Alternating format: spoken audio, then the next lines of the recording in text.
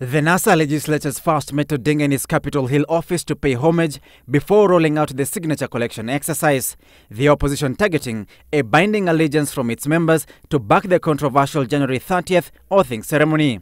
The affidavit dictates that the opposition members recognize Odinga as the people's president and that the people's assemblies have already done so. We have a binding document now that's being circulated to all our members of parliament and all the leadership within NASA.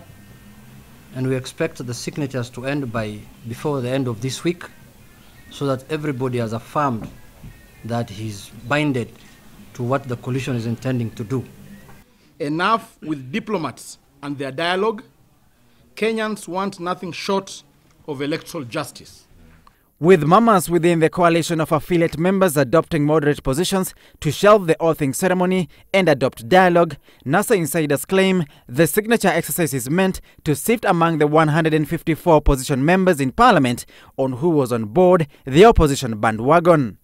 We would like to issue a stern political warning to those who would seek to abandon this quest for electoral justice. Kenyans are watching. The people are watching. If you want to negotiate with the thieves, do so in your individual capacity. Do not pretend to speak for the rest of us. This is voluntary. If you want to sign, sign. If you don't want to sign, you don't sign. I mean, nobody is forcing anybody. But what we are saying is that we have an electorate. They have aspirations, and so they're going to be looking at their leaders. And if you're not signing, I think it is going to be upon you and the people who elected you, whether your visions are on the same or at par. So, but it's not a threat or anything.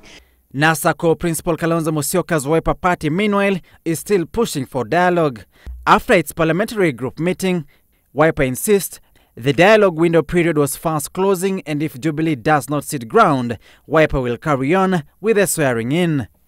For us, we believe dialogue is not an option, whether before or after the swearing in. And according to this meeting, we have told our party leader, because of his history, we would like him to take leadership of that dialogue process within NASA. Nonetheless, Wiper was critical that the talks are not centered on formation of a coalition government, but on electoral reforms. And for us as Wiper, we are not forcing them, and we are not disrespecting them. We are saying that as reasonable people, we should subject ourselves to dialogue, because there's no